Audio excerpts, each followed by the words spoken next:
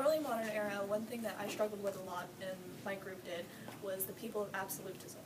So we're going to go through some tips and tricks on how to remember these different people.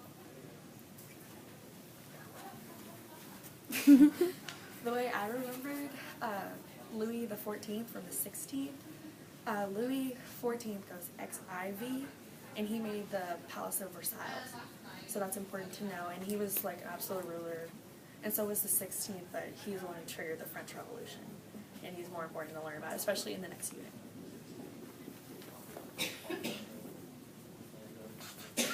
Intro music. Okay. Peter the Great. He was a Russian czar, or absolute monarch there, and he tried to westernize Russia a lot, and the Russians didn't really like him because he banned their beards. And in Russia that was a big thing for them. But he thought it looked barbaric and dumb, so he wanted to westernize and make them look more European.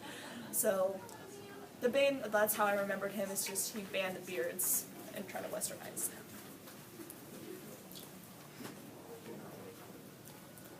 My person that comes right after Peter the Great was Philip II of Spain.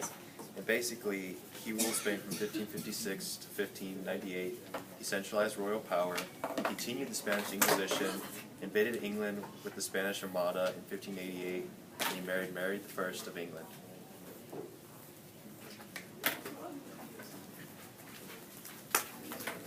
Okay, there were two lightning deposits during this time period, and it was Frederick II of Prussia and Maria Theresa of Austria. Gotta remember that.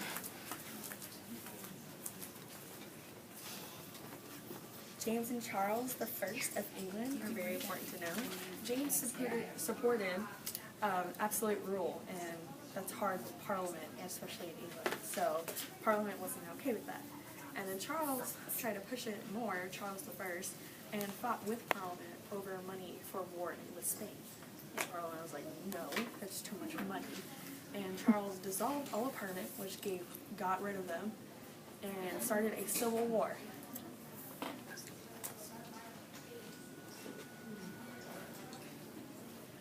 Oliver Cromwell, he ruled after Charles I and James I, and he ruled England through the army instead of Parliament.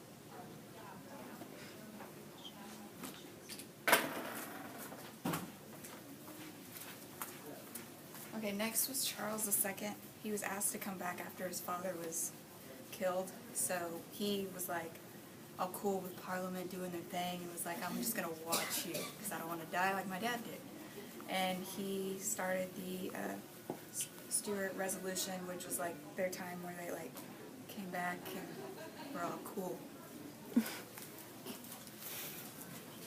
And then we have James II of England. He wasn't as chill as Charles was. He went back to absolutism and trying to denounce the power of the Parliament. So they were like, we don't like you anymore, so how about we get you out of here? And they asked him to leave, and he did, which was like a great thing called the Glorious Revolution, because there was no bloodshed. He just left. So he was like, I don't want to die, so I'm just going to leave. Oh, and a great way to remember the absolute leaders of England was James, Charles, James. So don't get it confused. It's a James sandwich.